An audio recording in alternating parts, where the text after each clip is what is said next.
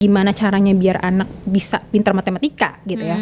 Kita lihat dulu nih dia punya kecerdasan logik matematik nggak? Iya. Kalau emang dia punya kecerdasan itu dari yang dia bawa sejak lahir, artinya stimulusnya memang nggak terlalu susah. Iya. Itu mungkin anak-anak COC itu yang memang sejak kecil membawa kecerdasan, sejak lahir membawa kecerdasan itu, sehingga stimulus orang tuanya juga tidak terlalu effort banget ya gitu. Terus kita tiba-tiba bandingkan sama anak kita yang punya kecerdasan musik, terus tiba-tiba kamu harus ikut COC gitu.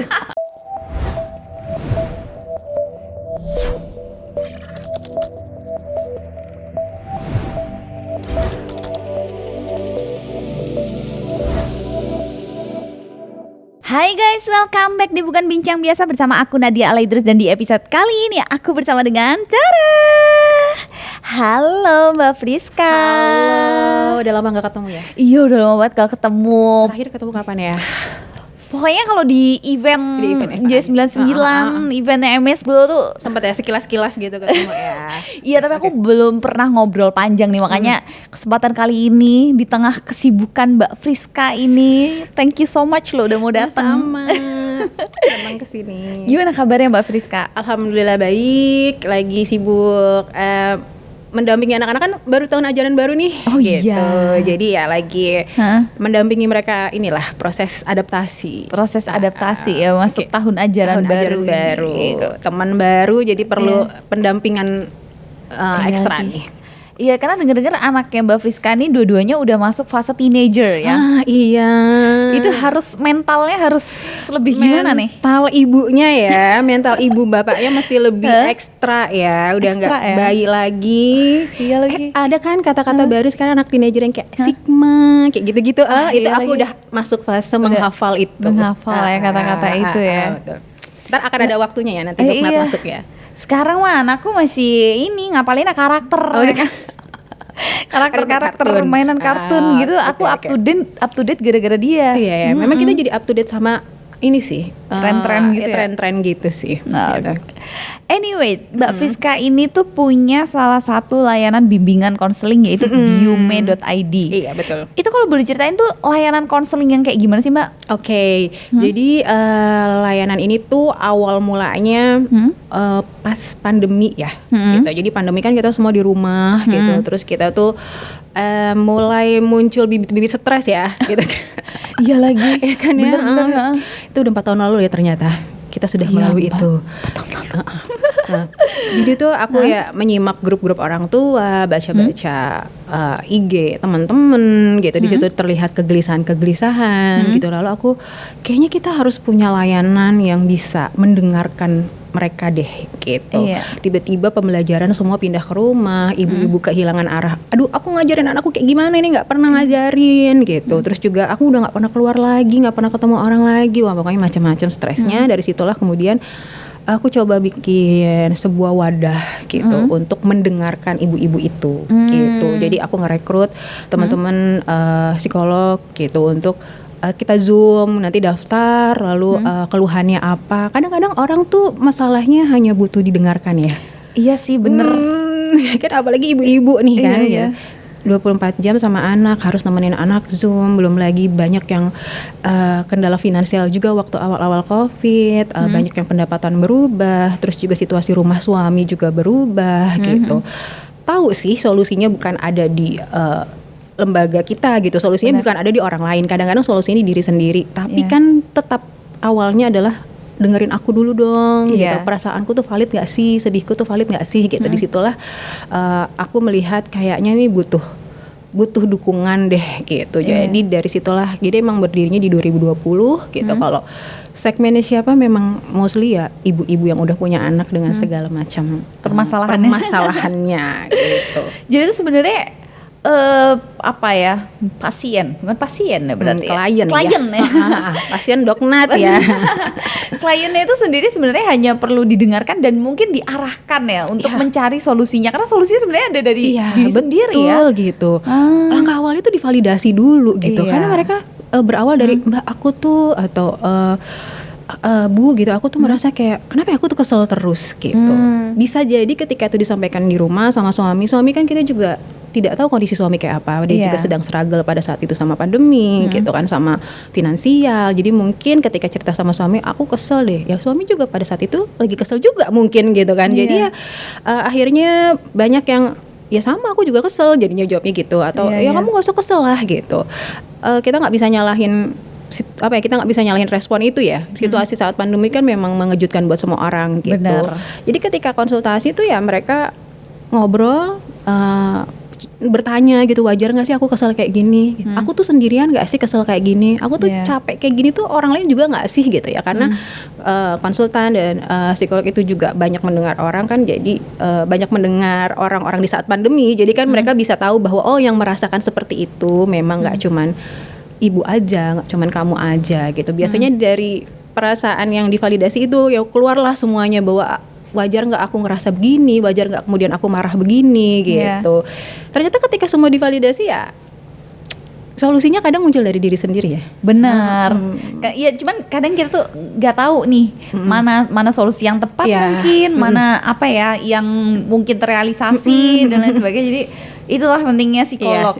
Diarahkan ya, itu untuk membantu mengarahkan kita menemukan solusi yang kita bisa lakukan gitu. Iya. Anyway, Mbak Friska, sekarang itu kan lagi ada The Mom Clash of Champions. Oh iya. Itu tuh bener-bener, tapi memang seru banget karena kan aku nonton ya.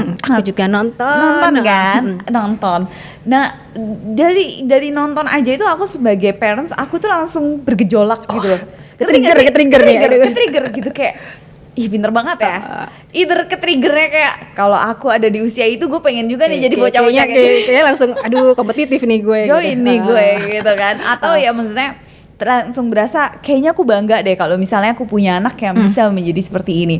Kalau menurut dari pandangan Mbak Friska sendiri tuh gimana sih, maksudnya bagaimana bisa anak itu menjadi mungkin anak yang seperti itu, dia tuh anak yang study oriented kayak gitu, suka belajar lah pokoknya. Jadi abis nonton itu kayak aduh anakku harus les apa gitu gak sih? Aku sempat bahas ini juga di IG ku ya gitu kan, aku suka ngebahas tentang parenting di IG gitu. Terus aku sempat bahas juga di thread juga gitu, dan responnya adalah iya nih gitu, kayak Dok Nata gitu. Aduh aku kayaknya agak kepancing nih gitu ya. Gitu. Les apa ya? Anaknya berberapa 2 tahun les apa ya? Agak dramatis jadi gara-gara nonton itu ya. Jadi pertama kita mesti akui dulu kalau acara itu positif dong. Benar ya kan? Acara itu tetap positif kok, gimana pun juga, walaupun memberikan berbagai macam respon gitu, gimana pun juga acara itu positif karena memang yang diangkat adalah kelebihan anak-anak yang punya kemampuan daya ingat yang baik gitu ya, dengan pengetahuan hitung yang baik, itu tetap harus diakui bahwa itu acara yang memotivasi gitu. Tapi sebetulnya acara kayak gini tuh dulu juga ada ya Dok, maksudnya tuh yang sejenis kompetisi akademis kan sebenarnya ini bukan pertama kali juga. Apa ya itu? Pernah ingat? Yang aku inget, boleh ya sebut ya? Boleh. Apa ya aku inget, kalau nggak salah digital zamanku ya, Doknet kelas berapa ya waktu aku SMA ya, ada namanya digital LG Prima atau apa gitu. Terus jadi sebenarnya semacam dulu mungkin bilangnya kayak cerdas cermat kayak gitu-gitu. Gitu. Cuman ininya tampilannya beda ya. Gitu. Semakin zaman maju kan orang makin kreatif untuk mengemas sebenarnya. Tapi kalau untuk kompetisi-kompetisi yang sifatnya kita sebut akademis itu sebetulnya dari dulu juga ada. Tapi balik lagi perkembangan zaman membuat acaranya makin kreatif. Perkembangan dunia digital juga acaranya makin booming, responnya juga makin terbaca. Kalau dulu kan cuma nonton di TV gitu. Bener. Bisa jadi ibuku dulu juga, aduh anak gue kayaknya abis nonton ini mesti pinter banget nih gitu. Coba bedanya ya ibuku dulu kan nggak nge-tweet, kita nggak bikin story atau apa gitu. Tapi sebetulnya acara kayak gitu memang wajar membuat orang tua jadi ke-trigger gitu. Jadi kita sampai lupa bahwa sebenarnya kecerdasan anak tuh kan banyak macamnya. Gitu. Banyak faktornya. Banyak jenis kecerdasannya gitu. Acaranya bagus, acara anak-anak itu bagus, tapi kita juga jangan lupa nih yang konsep acara itu kan jadi juga pinter juga dong. Benar sih, yang edit juga editornya berarti pinter juga dong gitu kan.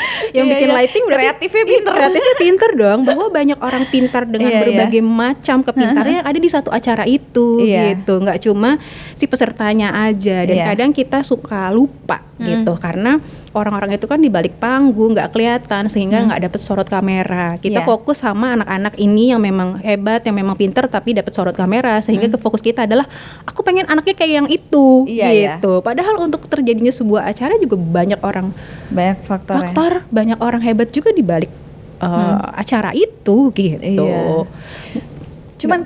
Cuman kan maksudnya kita lihat kalau dari background anak-anak itu kan ada yang kuliahnya di NUS, Oxford, ya kan. Terus beberapa juga ada anak FK gitu kan. Nah itu tuh mungkin orang tua tuh juga kayak kepikiran gitu loh Mbak. Jadi kayak mungkin mereka tuh pikir gimana sih cara membangun anak supaya mereka itu suka dengan belajar. Karena kan belajar is boring kan sebenarnya. Oke, ya ini kayak pertanyaan yang sangat banyak ditanyakan dan itu menjadi kegelisahan aku juga loh Mbak. Aku dulu ya nggak tahu ya, tapi aku dulu juga nggak terlalu, tapi tergantung mata pelajarannya sih. Nah, tergantung mata pelajaran tuh. Kalau mata pelajaran aku suka hitung-hitungan, tapi kecemplungnya di kedokteran. Ngitung nggak sih? Kedokteran enggak ya, benar-benar menghafal ya. Full menghafal, cuman karena kalau dulu kan arahan dari orang tua kayak mungkin ya orang tua zaman dulu ya, jadi ngelihat kalau misalnya kalau jadi kedokteran ya kerja jadi dokter, maksudnya masa depannya lebih cerah gitulah ya.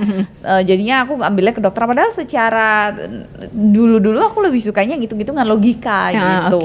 Tapi enjoy di kedokteran. Iya, kalau kata orang Jawa kan tresno jalaran saking kulino. Setelah dijalanin lama-lama enjoy. Jadi ini emang banyak ya kalau kita coba himpun gitu pertanyaan-pertanyaan yang masuk ke lembaga yang aku punya, terus kita ngumpul sama konsultannya, apa sih sebenarnya yang banyak orang tua gelisahkan gitu.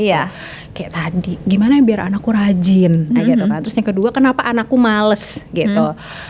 Kenapa anakku nggak suka belajar gitu. Nah, biasanya pertanyaan-pertanyaan ini suka kita breakdown dulu nih. Kenapa anakku males ngapain aja nih gitu.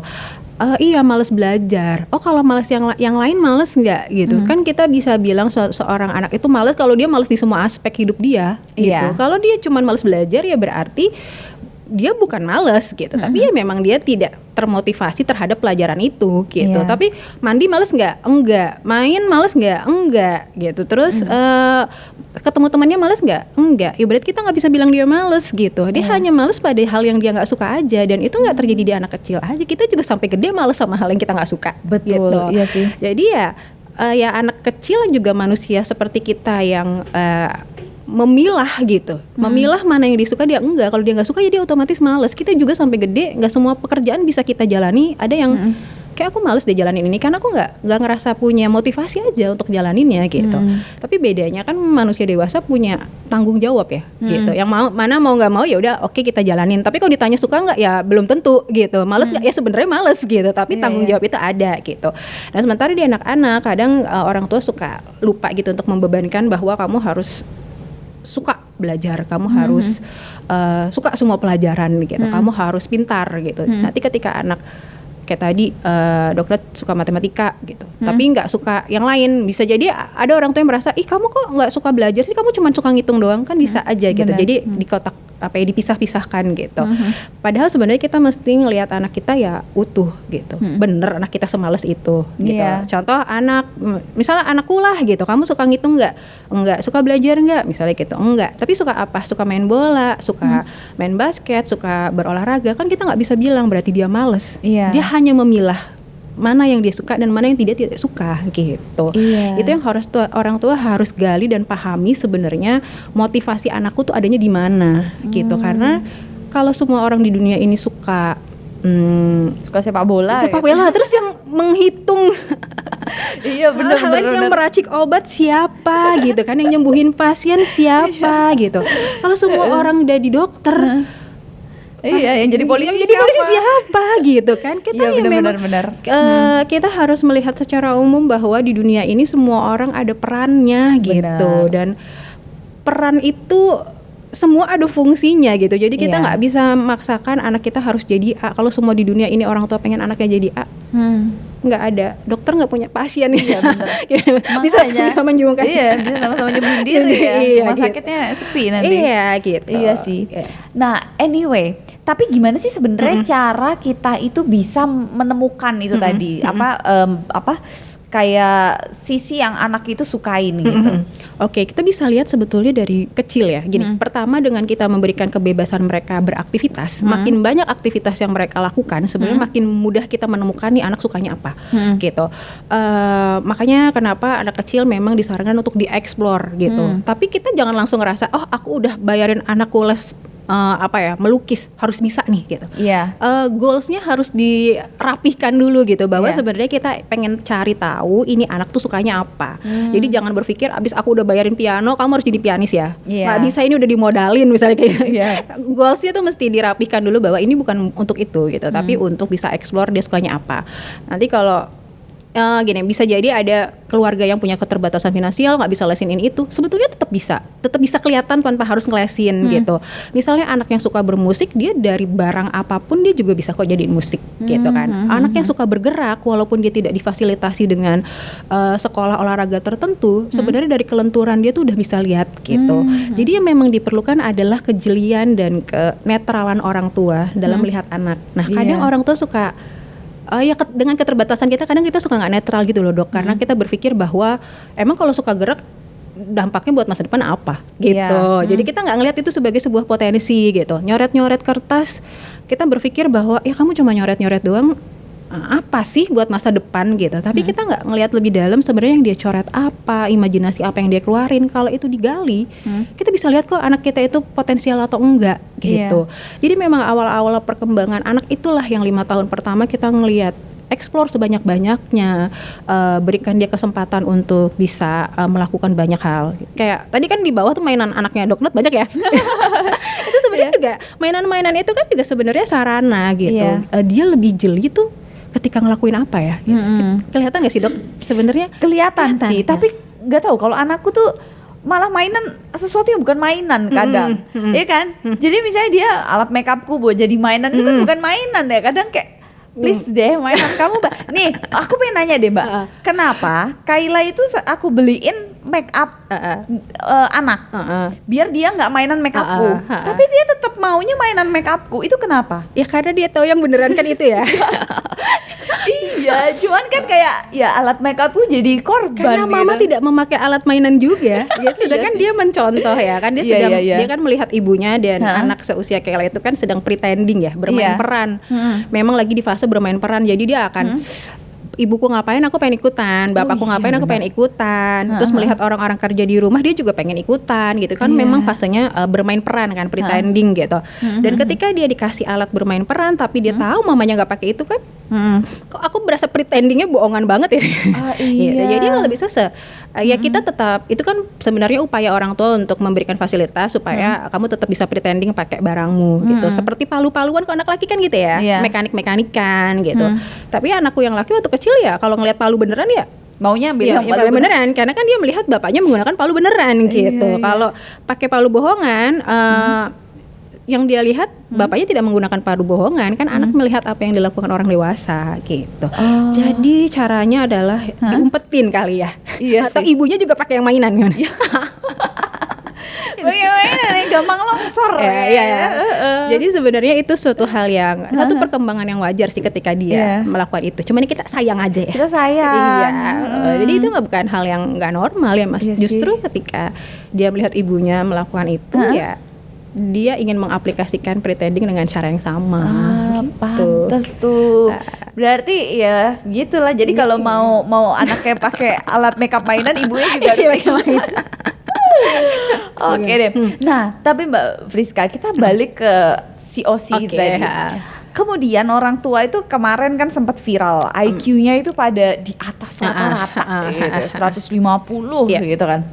Nah, terus kemudian orang tua kan berlomba-lomba gitu. Aku pengen nih punya anak IQ-nya juga sekian gitu.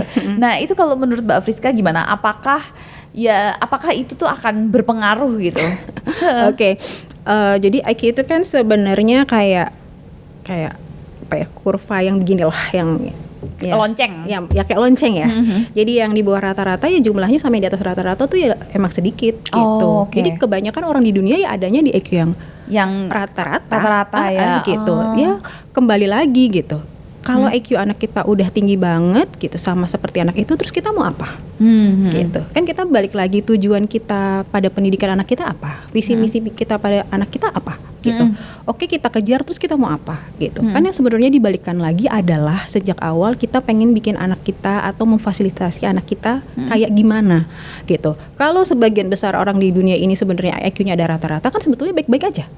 Gitu kan. Ya, yang di bawah rata-rata juga ada, yang di atas rata-rata ada, yang rata-rata juga ada. Balik lagi kan semua orang punya perannya masing-masing di dunia ini gitu.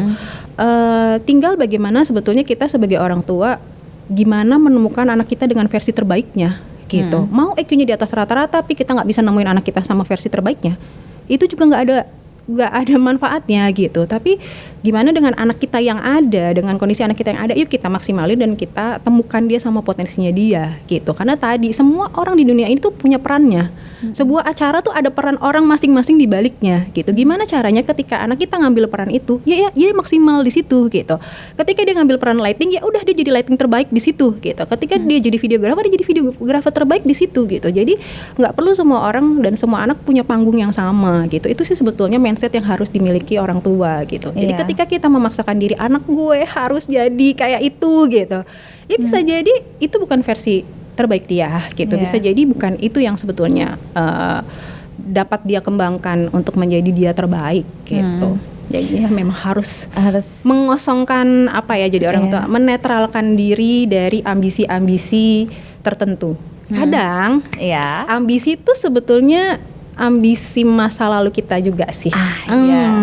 Panjang nih ya. Gitu. Ada mimpi-mimpi kita yang nggak kesampaian, ada keinginan kita di masa lalu yang nggak kesampaian, dan rasanya kayak harusnya anak gue aja deh nih gitu. Iya lagi. Jadi ambisi itu bersatu dengan apa ya, ambisi kita, ambisi masa lalu kita, lalu kita limpahkan ke anak. Itu yang kadang-kala membuat kita jadi nggak netral aja mengarahkan anak, padahal kita mesti melihat anak dengan sosok gitu.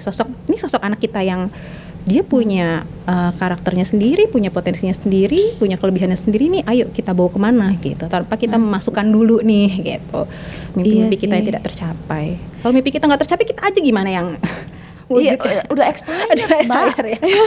Itu ya, berarti kan harus berdamai kan kitanya dengan mimpi itu gitu. Iya benar juga lagi. Mungkin mungkin benar ya. Jadi dulu mungkin pas kita SD atau kita SMP belum ada fasilitas itu gitu kan. Pas anak kita mendapatkan fasilitas itu kayak ayo dong, harus bisa dia nih kayaknya gitu. Benar. Nah sama ini kali Mbak, jadi kadang mungkin juga masih ada yang adanya perbedaan gitu loh Mbak, sama sistem pelajaran dulu kita sama anak sekarang yang udah beda banget. Itu yang aku kaget kan. Maksudnya kalau zaman aku dulu kan apa ya, suksesnya kita di sekolah itu kalau aku misalnya ranking 10 besar. Sekarang kan udah nggak ada rankingnya, ya kan Mbak. Nah itu sebenarnya kayak apa ya, tolak ukurnya kita tuh terus kemudian dari mana gitu. Ini kebijakan yang cukup pro kontra juga ya gitu. Memang sekarang udah dari kapan ya? Aku nggak tahu sih dari kapan, karena kalau dari di sekolah anakku memang nggak pernah ada sistem ranking ya. Jadi aku memang sejak anakku SD aku nggak pernah merasakan sistem ranking. Tapi sebetulnya tetap ada orang tua yang kayak, ini anakku ada di posisi mana ya gitu, tetap ada seperti itu, nanya gitu kayak ini sebenarnya aku oke atau gimana apa enggak gitu. Jadi memang dituntut untuk bukan berkompetisi dengan orang lain, tapi berkompetisi dengan diri dia sendiri. Sebetulnya arahnya ke situ gitu. Jadi gimana anak itu bisa jadi lebih baik tapi dari diri dia sebelumnya, bukan dari anak lain gitu. Nah ternyata sekolah lain juga begitu ya. Sekarang kayaknya hampir seluruhnya ya. Hampir semua ya tidak menerapkan ranking itu gitu. Jadi kalau ditanya apakah anak jadi tidak berkompetisi, ya sebagian orang merasa begitu, karena anak jadi ngerasa kayaknya aku nggak perlu belajar deh karena kan nggak ada ranking gitu. Cuma gitu, aku ada sebuah opini lain nih dari gurunya anak-anakku gitu. Ketika dipertanyakan, terus anak-anak berkompetisi dari mana gitu. Loh sebetulnya kan bukan kompetisinya yang mau diajarkan gitu, tapi lebih kepada critical thinkingnya gitu. Jadi gimana mereka sebetulnya nggak perlu tahu nilai mereka berapa, tapi kamu tuh punya rasa pengen tahu nggak sih gitu. Jadi mungkin sebetulnya arah pendidikan tuh mau dibawa ke sana ya. Gitu. Tapi balik lagi, apakah penerapannya memang sempurna itu gitu. Sebenarnya kalau arahnya adalah menghilangkan kompetisi tapi meningkatkan critical thinking, konsepnya bagus dong gitu. Secara konsep oke gitu. Berarti anak harus tidak terpaku pada nilai nih. Kalau kamu memang mau tahu sesuatu, ya harus punya kemauan untuk mau tahu. Sebenarnya yang dilatih itu gitu. Jadi bukan terpaku pada nilai nih, tapi prosesnya gitu. Kalau untuk secara konsep sih oke. Tapi kan apakah kemudian konsep itu diterapkan ya gitu. Apakah ia memang ada pendekatan-pendekatan yang membuat anak benar-benar jadi anak yang kritis gitu, ataukah ada pendekatan-pendekatan yang membiarkan anak untuk mengekspresikan pikirannya, kemampuan berpikirnya gitu. Jadi itu yang membuat kita sebagai orang tua menjadi bias. Ini sebenarnya mau dibawa kemana sih gitu loh gitu. Jadi mungkin sistemnya masih setengah-setengah gitu. Walaupun konsepnya oke, tapi penerapannya tuh kayak nggak bener-bener, mungkin ada yang nggak bener-bener boleh nanya sih misalnya gitu, gitu, atau nggak bener-bener bakal dijelasin dengan jelas sih ketika anaknya kritis gitu. Misalnya kenapa begitu Bu? Ya udah pokoknya begitu aja kan. Masih ada juga guru yang yang jawabannya seperti itu kan masih ada gitu, dan itu sehingga tidak sejalan dengan kurikulum yang diharapkan gitu kan. Kayak kurikulum yang sekarang kan diharapkannya tuh anak mampu mendeskripsikan gitu, makanya dihilangkan sistem ranking dengan tujuan ya salah satunya dengan tujuan tersebut lah, supaya prosesnya tuh lebih dapet gitu. Cuman berarti kita sebagai orang tua itu tuh harus harus belajar juga ya, karena kan berarti cara pendekatannya beda. Mungkin kalau aku tuh masih ngerasa gini, aku bisa belajar cara mendidik anak dari bagaimana dulu ibu aku mendidik aku. Iya. Tapi kan sekarang berarti udah beda dong. Beda banget. Gak bisa disamain. Gak bisa. Jadi memang ketika kita punya anak sekolah, itu kita akan belajar lagi ya, karena gak bisa copy paste. Nggak bisa copy paste kayak kemarin, kayak waktu kita sekolah dulu gitu. Apalagi kita masih kan dulu kita sistem NEM ya. Sistem NEM, iya. Masih nilai Eptanas murni tuh. Jadi kita memang belajar dengan udah tujuannya pokoknya namanya harus bagus gitu kan. Karena kalau namanya bagus dapat SMP bagus gitu ya. Itu mindset kita dulu ya. Sekarang kan pertama perubahan negeri dan swasta sekarang tuh udah beda banget sama dulu gitu. Swasta sekarang banyak banget dan banyak orang tua yang memang memilih memasukkan anaknya swasta. Jadi negeri bukan sesuatu yang seperti kita dulu lah gitu. Itu kenapa soalnya? Kenapa ya? Karena pilihan swasta itu sudah beragam banget gitu ya. Mungkin kalau dibandingkan zaman aku dulu SMP, mungkin pilihan swasta bisa dihitung jari. Gitu. Iya. Negeri lebih banyak. Gitu. Jadi sistem pendidikan di Indonesia itu memberikan ruang kepada sekolah swasta gitu ya untuk tumbuh dan berkembang gitu. Dan kemudian kan sekolah swasta itu memberikan pendekatan-pendekatan yang berbeda sama negeri. Itu yang membuat orang tua banyak berpikir ulang untuk memasukkan anaknya ke sekolah negeri gitu. Paling tidak itu yang aku rasakan ya sebagai orang tua gitu. Kenapa anakku swasta semua tidak negeri? Tapi ini bukan berarti negeri itu nggak oke ya gitu. Ini tentang pilihan aja kok, tentang pilihan orang tua aja gitu. Pertimbangannya dari aku dan banyak teman yang memasukkan ke swasta itu gitu. Ada metode yang berbeda yang ditawarkan oleh sekolah negeri dan sekolah swasta. Yang gitu. Kurikulumnya berbeda. Kurikulumnya berbeda.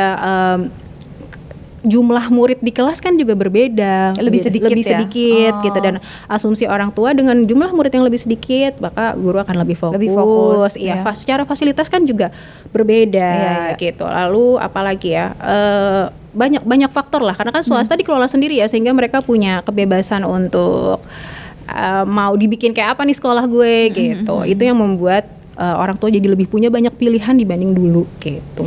Sama ini ya, kalau negeri tuh ada sistem zonasi. Iya. Tapi sekarang tuh masih ada nggak sih Mbak yang sistem sekolah favorit?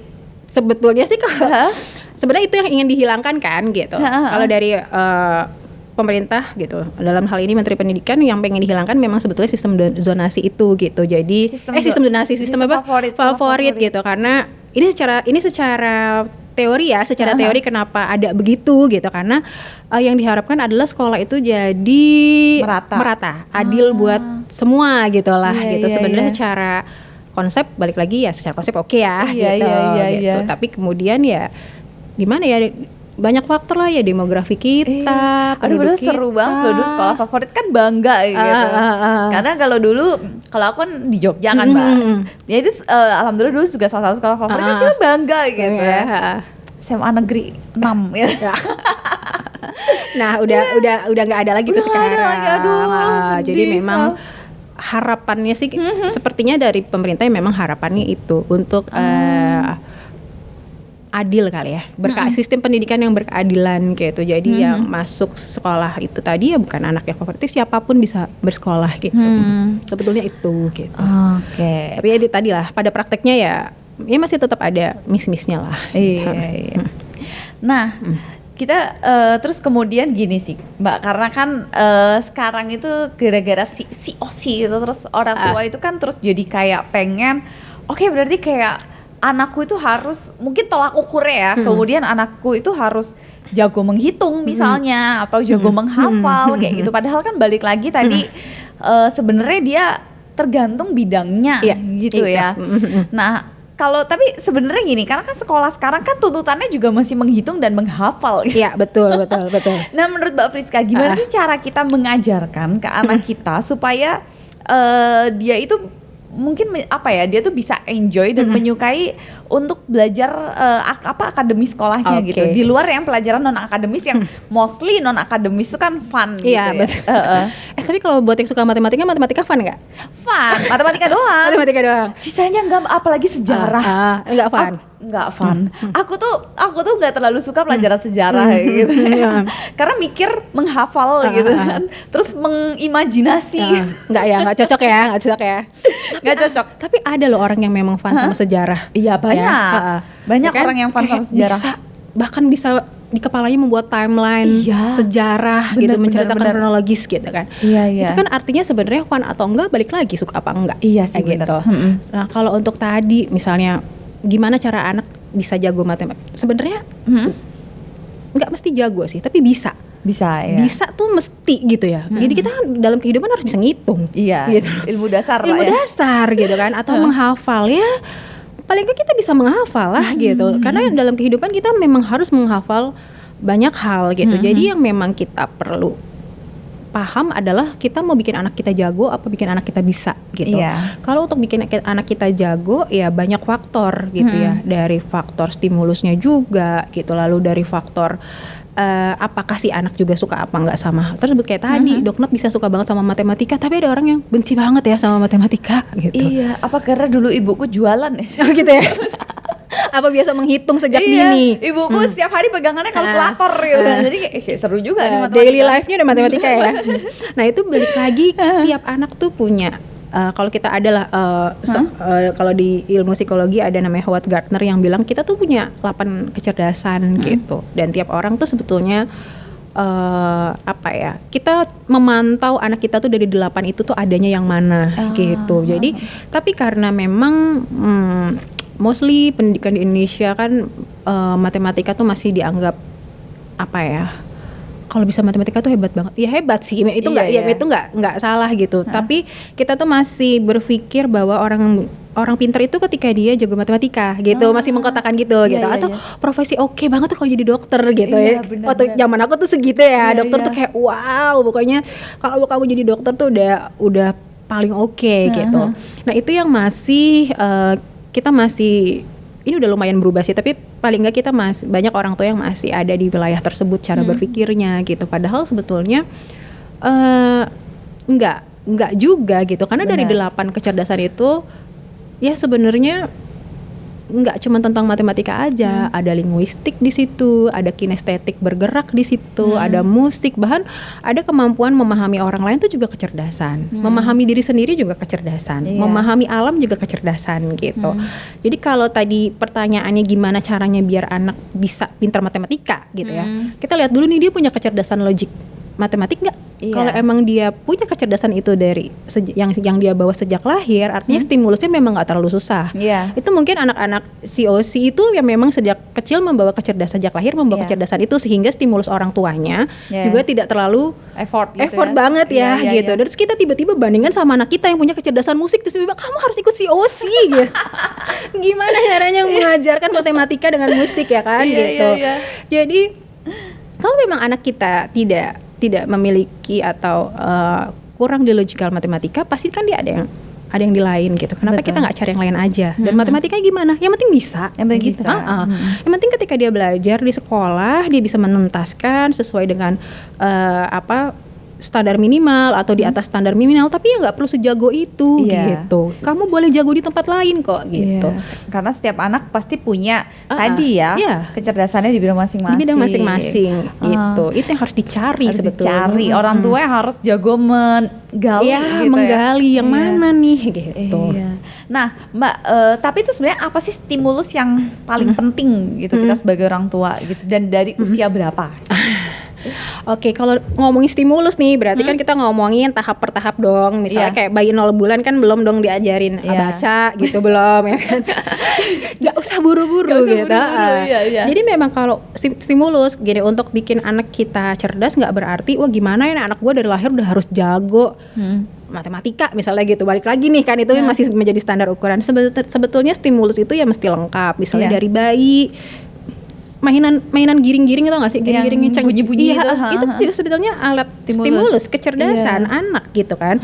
Bunyi-bunyian ya memang itu sebetulnya tampaknya mainan, tapi ya itu sebenarnya stimulus sensorik buat mereka gitu. Jadi memang kalau mau membuat anak punya respon yang baik gitu, punya apa ya, daya pikir yang terus berkembang, ya memang distimulus dari hal-hal seperti itu sesuai umurnya. Dikasih permainan, dikasih barang-barang sensor motorik, diajak jalan-jalan, nginjek rumput, main pasir, itu sebetulnya udah bagian dari stimulus kecerdasan anak gitu. Lalu diajak bermain bersama, diajak bermain keseimbangan gitu. Jadi apa yang kita lihat mungkin di kelompok bermain atau di TK ya, orang tua ngeliatnya cuman kok nggak belajar gitu. Iya, orang tua tuh masih itu, orang tua tuh maunya anak tuh di rumah buka buku gitu. Gitu. Kok nggak belajar? Lo ya belajar, tapi kan belajar sesuai usianya gitu. Emang expect-nya apa nih sama anak kelompok bermain gitu. Kalaupun dibacakan buku kan masih buku-buku yang teksnya pendek ya gitu. Karena mereka memang tidak perlu bisa membaca dulu sebetulnya di usia itu, tapi kan lebih kepada merespon warna yang ada di buku, merespon gambar, bahkan ya sebenarnya cara mereka membuka buku tuh juga bagian dari proses gitu, proses kognitif itu. Oh, ini buku tuh halaman depannya ini, cara bukanya tuh begini, ini halaman belakangnya. Font buku itu kan depannya beda-beda. Kalau judul tuh gede gitu, kalau penulis tuh kecil. Itu sebenarnya juga mereka merespon pola-pola yang ada di sekitar mereka gitu. Jadi belajar itu nggak selalu artinya membuka buku, menulis, membaca, belum gitu. Jadi sesuai aja usianya. Jadi kalau teman-teman di sini anaknya di kelompok bermain TKA terus nggak dapat apa-apa gitu. Sebenarnya ya dapat apa-apa gitu. Itu diikutin aja seluruh tahapan itu, diikutin aja, distimulus terus, diajak ngomong sih gitu. Perkembangan bahasa itu kan akan terus berkembang ketika mereka menerima respon bahasa juga gitu. Jadi biasakan aja ngomong sama anak dengan bahasa lengkap gitu. Misalnya Kayla sudah makan atau belum gitu, ya dipakai bahasa lengkap aja. Atau misalnya kita bilang mama, manggil apa mama ya? Mama. Kayla mama nggak suka kalau Kayla tidak membereskan mainan, kan lengkap gitu. Jadi anak akan nambah kosakata dibandingkan kita bilang beresin nggak. Lebih ke kok dikit banget ya kosakatanya gitu. Kita kan pengen anak kita punya kosakata banyak nih gitu. Ya kitanya dulu sih yang ngasih kosakata banyak gitu. Memang agak effort ya gitu. Kayla kayak mama lebih suka kalau Kayla bisa tanggung jawab nih beresin mainan gitu. Panjang, tapi anak jadi tahu udah berapa kata tuh yang dia tahu. Kayla mama suka, Kayla bertanggung jawab kayak gitu. Ada kosakata baru lagi. Walaupun mungkin untuk sebagian orang tampak aneh ya. Aduh kok lengkap banget nih ibu-ibu gitu. Satu kalimatnya panjang banget gitu kan. Ya tapi memang salah satu stimulus bahasa ya begitu. Itu nggak cuma bahasa aja, itu juga stimulus berpikir. Anak jadi tahu kalimat yang lengkap seperti apa. Jadi nggak cuma Kayla beresin, Kayla makan. Iya lagi. Makan Kel gitu.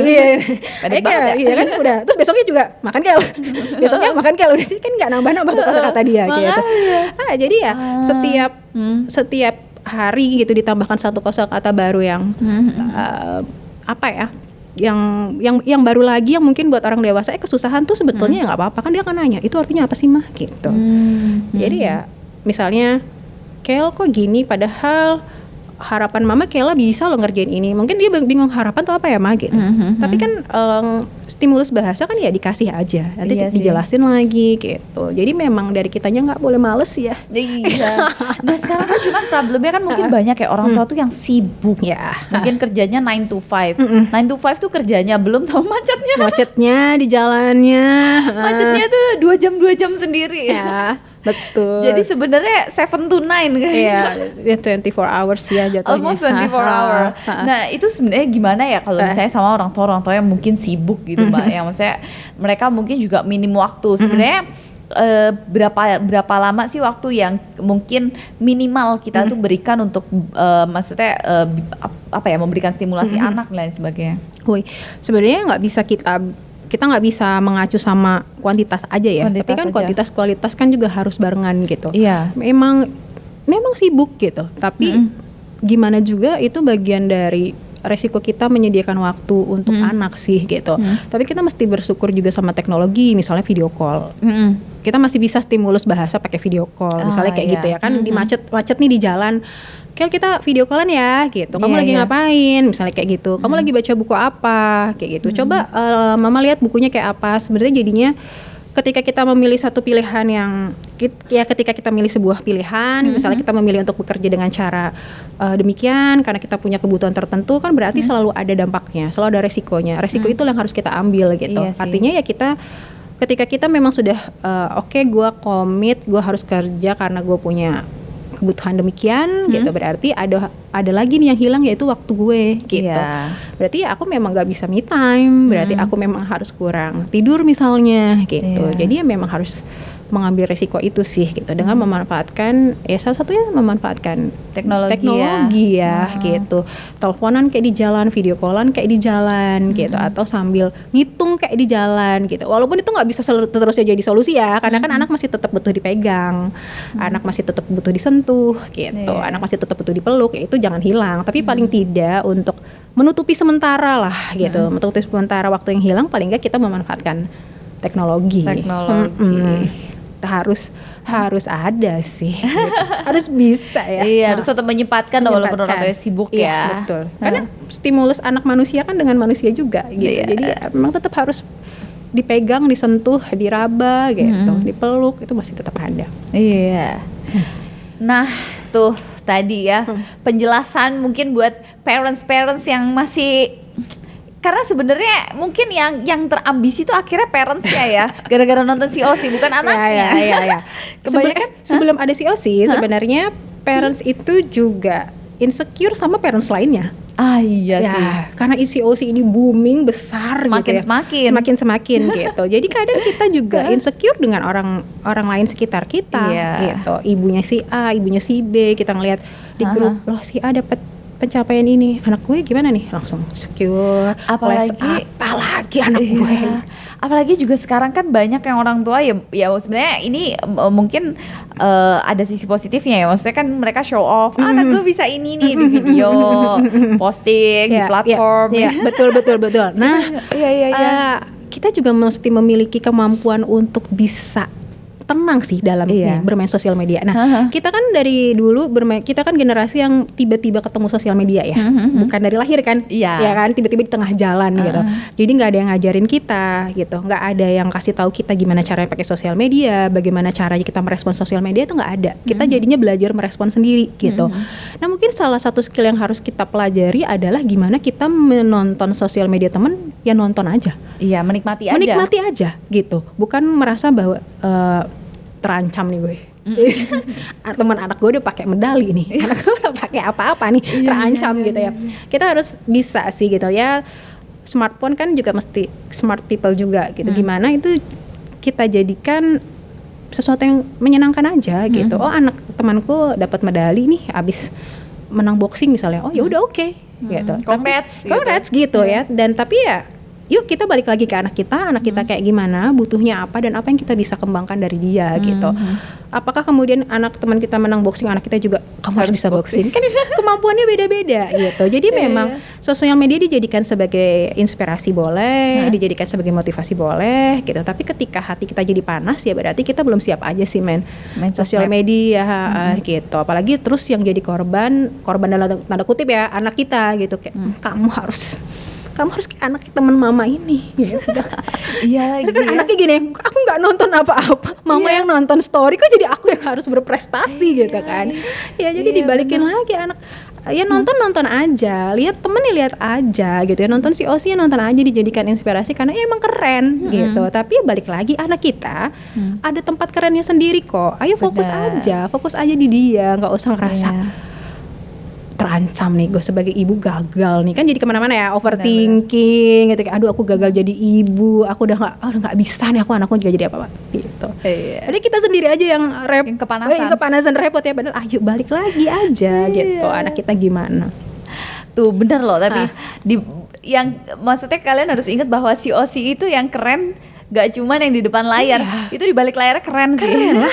Dengan kan aku juga memperhatikan editingnya segala macam gitu ya. Maksudnya pas mereka proses mikir itu kan ada proses editing itu, aku ngeliatnya juga cepet banget ya editingnya. Bagus juga ya. Gini juga ya. Oh kemasannya kayak gini ya. Itu kan juga ada orang-orang pintar nih baliknya. Konsepnya dan lain sebagainya. Yang bikin soalnya kan juga. Yang bikin soalnya iya. Apa yang ada soal yang menghafalkan 100 lukisan ya. Ada yang nyari lukisan itu dong berarti. Iya benar tuh. Lukisan itu tidak datang tiba-tiba, ada yang mengkonsep itu, ada yang nyari itu gitu. Dan itu ya berarti orang-orang hebat juga. Orang-orang hebat, tapi yang diingat yang di depan layar aja. Layarnya, iya benar gitu. Tuh guys, jadi kita juga harus mengapresiasi sosok-sosok di balik ini sebuah tim acara Clash of Champion, aduh nyamuk ya kan, karena ya bagaimanapun tanpa mereka ya acaranya kita nggak jadi kebakaran jenggot kayak sekarang. Itu satu kesatuan. Iya, satu kesatuan ya gitu. Tapi anyway keren banget acaranya. Dan mungkin ada nggak sih pesan-pesan dari Mbak Friska untuk para moms yang tadi yang punya ambisi tersendiri gitu kepada anaknya, mungkin supaya lebih bisa tenang dan lebih bisa mendampingi anaknya sesuai gitulah. Bisa jadi lebih baik. Ya, jadi sebagai orang tua semenjak pertama kali kita jadi orang tua, jadi semenjak pertama kali anak kita lahir, memang yang pertama harus kita pahami adalah fokus sama anak kita, fokus sama perkembangan anak kita gitu. Ada yang lahir dengan kondisi anak reguler dalam arti normal ya, ada anak dengan kebutuhan khusus, ada anak dengan gangguan tertentu, itu banyak banget kok anak yang lahir di dunia ini dengan ragam gitu. Ya anak itu lahir memang beragam dengan karakternya sendiri, kecerdasannya sendiri, yang kita fokus pada itu aja gitu. Dari awal dia lahir sampai dia besar, fokuslah kita sama potensi anak kita gitu. Jadi buat tontonan tersebut yang menginspirasi nggak apa-apa, itu keren. Gimana juga kita harus mengapresiasi anak-anak tersebut dengan kemampuannya, tapi tetap kembali lagi gitu, kita harus fokus pada kemampuan anak kita dan potensi anak kita gitu. Jadi kosongkan kepala kita gitu ya, senetral mungkin melihat anak kita. Kalau kita melihat anak kita dengan netral, kita tahu kok dia keren ya sininya gitu. Jadi tetaplah untuk fokus mendampingi anak kita tanpa juga terpengaruh oleh anak lain. Anak lain itu ya nggak apa-apa. Itu inspirasi. Anak lain hebat nggak apa-apa, itu inspirasi. Anak lain keren nggak apa-apa, itu motivasi. Tapi sebetulnya bukan untuk dibandingkan. Jadi balik lagi, sebagai ibu diingat lagi bahwa anak kita itu, setiap anak itu spesial, setiap anak itu istimewa. Dia punya perannya masing-masing di dunia ini. Nggak mesti harus jadi satu profesi, nggak mesti jadi profesi yang diinginkan semua orang atau dipuja semua orang. Dia akan punya perannya masing-masing di dunia ini. Fokus aja ke situ. Wih, mantep banget. Setiap anak tuh pokoknya punya perannya masing-masing. Iya. Jadi nggak sabar ya, anakku kira-kira udah gede jadi apa ya? Jadi kebayang gitu. Bahkan ibunya Doknat aja mungkin nggak kebayang loh Doknat kayak gini, ya kan?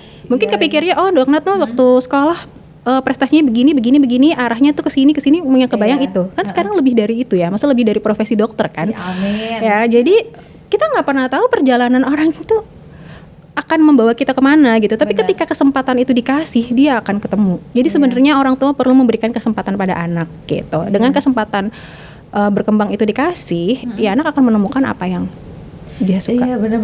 Jadi tuh dulu tuh Mbak, aku tuh dikasih kesempatannya itu adalah aku tuh suka banget sama ya kalau sekolah sih seperti biasa ya, reguler aja gitu, SD, SMP, SMA, kuliah gitu kan. Aku dikasih kesempatan untuk belajar kamera sih. Jadi sebenarnya berawal dari situ mungkin kenapa bisa jadi content creator, karena aku tuh dulu belajar kamera dan orang tua aku tuh ngasih kesempatan itu. Aku suka fotografi. Terus karena berkembangnya sosmed dan lain-lain, aku juga jadi suka videografi dan lain, makanya suka ngulik aja gitu. Ya udah berujung nih 3 kamera. Dan itulah kesempatan. Iya, ya. kesempatan. Kesempatannya harus ada gitu. Kesempatan Jadi harus semakin ada. kita kasih anak kita kesempatan, mungkin Hah? orang tua Doknat nggak sadar bahwa itu sebuah kesempatan yang Bener, diberikan. Doknat juga nggak sadar bahwa itu Nggak juga sadar. kesempatan yang diberikan gitu. Iya, iya. Tapi kan ada juga ya orang tua tertentu yang nggak usah pegang kamera Iya, ya. Kamu belajar aja, kamu nggak usah Belajar pegang aja. kamera gitu. Iya, Atau iya. anak baru pegang buku gambar, kamu nggak usah ngegambar. Iya, gitu. iya, Kamu iya. belajar aja. Belajar aja. Jadi kesempatan yang dikasih sama orang tua kita tuh sebenarnya privilege sih. Iya, iya. Dan kita harus kasih privilege itu juga ke anak kita. Oh iya, gitu. benar sih. Berikan kesempatan seluas-luasnya sampai anak pada akhirnya punya banyak kesempatan juga untuk nemuin Iya. apa sih yang dia suka gitu. Coba dari megang kamera doang. Hah? Dari kamera doang, Udah, aduh. Jadi aduh kayak Ternyata bisa memang- apa lagi ya dari Iya, kamera bisa. ini gitu. Apalagi abis ini ya. Bermain Bermain ini berkuda. Mulai kayaknya agak telat explore. Agak Agak telat explore. telat explore. Anyway, Mbak Friska, thank you so much atas Iya. sharing-sharing sessionnya hari ini. Sama-sama. Sangat bermanfaat, sangat memberikan insight aku sebagai orang tua. Semoga bisa menjadi orang tua yang baik. Kembali on the track ya. Kembali on the track, ya. Gak ambis lagi gitu. Karena on the track itu berarti on the track sesuai sama anak lah ya. Sesuai Jadi sama tracknya anak. Doknat sama track aku beda. Beda. Sama Apa? track yang ada di sini semua beda. juga. Beda. Iya. Anyway, Mbak Friska sekali lagi thank you so much. Semoga Mbak Friska sukses terus dan juga Amin. semoga banyak orang tua juga yang awareness-nya semakin tinggi. Mungkin juga kalau butuh konsultasi bisa ke biume.id. Oke, ditunggu ya. Ditunggu. Thank you so much juga buat teman-teman yang udah nonton. Jangan lupa untuk tonton terus Bukan Bincang Biasa bersama aku Nadia Laidrus. Jangan lupa untuk like, comment, share, subscribe, and see you. Bye bye.